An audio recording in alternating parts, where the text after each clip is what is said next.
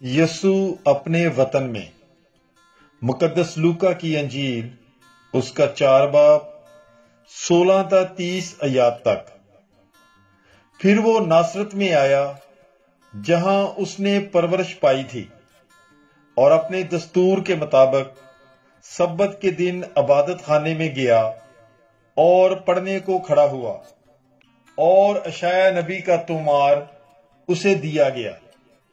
اور جب اس نے تومار کھولا تو وہ مقام پایا جہاں یہ لکھا تھا کہ روح خداوند مجھ پر ہے، اسی لیے اس نے مجھے مسا کیا کہ مسکینوں کو خوشخبری دوں۔ اس نے مجھے اس لیے بھیجا ہے کہ قیدیوں کو رہائی اور اندھوں کو بینائی اور کچلے ہوئوں کو آزادی بخشوں، اور خداوند کے سال مقبول کو مشتہر کروں۔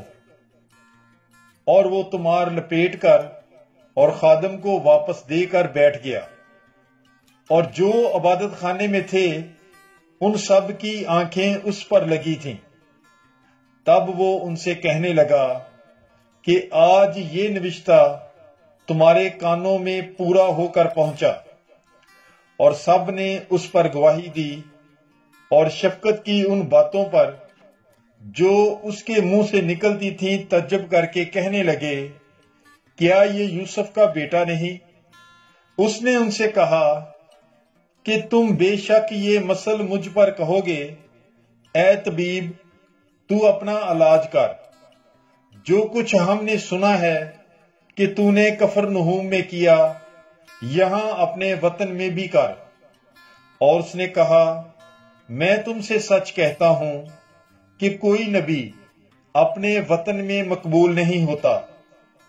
لیکن میں تم سے سچ کہتا ہوں کہ جب الیاس کے دنوں میں 3 برس 6 مہینے تک آسمان بند رہا، یہاں تک کہ تمام ملک میں سخت کال پڑا، تو بہت سی بیوائیں اسرائیل میں تھیں، مگر الیاس سوائے صدون کے صارفت کی ایک بیوہ عورت کے ان میں سے کسی کے پاس بھیجا نہ گیا۔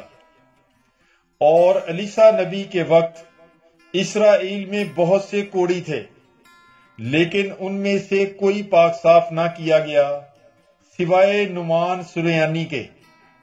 اور جتنے عبادت خانے میں تھے سب ان باتوں کو سنتے ہی غصے سے بھر گئے، اور اٹھ کر اسے شہر سے باہر نکالا اور اسے اس پہاڑ کی چوٹی پر لے گئے جس پر ان کا شہر بنا ہوا تھا، تاکہ اسے سر کے بل گرا دے۔